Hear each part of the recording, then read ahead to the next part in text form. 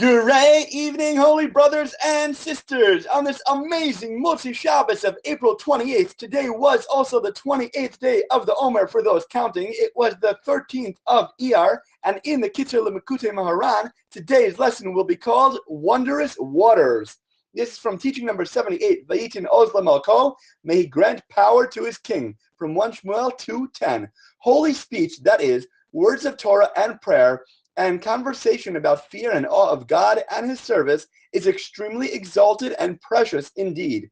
This is because holy speech is associated with the divine presence, which is the revelation of God's kingship and of belief in him.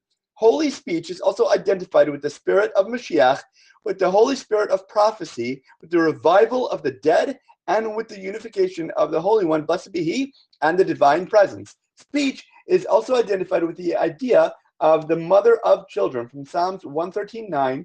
This means just as a mother always accompanies her children even into filthy places and she never forgets them, similarly, a person's speech always accompanies him even into filthy places and it constantly reminds him of God. In other words, even if a person has descended to an extremely low level, God forbid, wherever that may be, nevertheless, through his speech, he can always remind himself of God.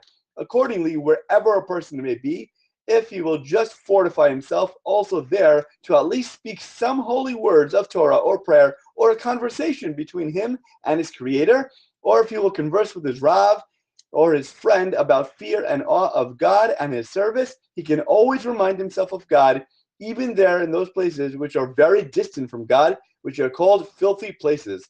This applies no matter where a person may have fallen, may God save us, because a person's speech does not allow him to forget God. From this, you should understand the great power of speech, and this is a wondrous and awesome piece of advice for anyone who truly desires not to completely squander his life, God forbid.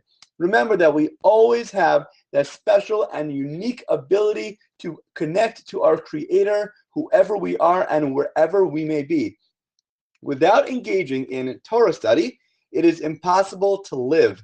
This is because there are times when a person burns for God, but his fervor is excessive to the point that he can be completely burned up, God forbid, by the intensity of his inordinate, passionate burning for God.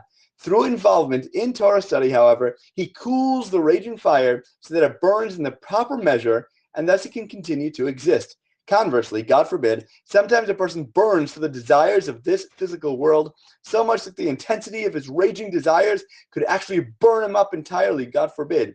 But when a person studies Torah, the Torah guards him and rescues him, and it extinguishes the fire burning in him so that he can live. We see from this that life comes essentially through the Torah. So we know that Torah has that cooling power of water, both to ice those raging blazes of physical desires and the ability to refocus to proper spiritual goals. We should keep the flow directed to us from the heavens, drink from the magical and mystical foundation of the infinite wisdom and life.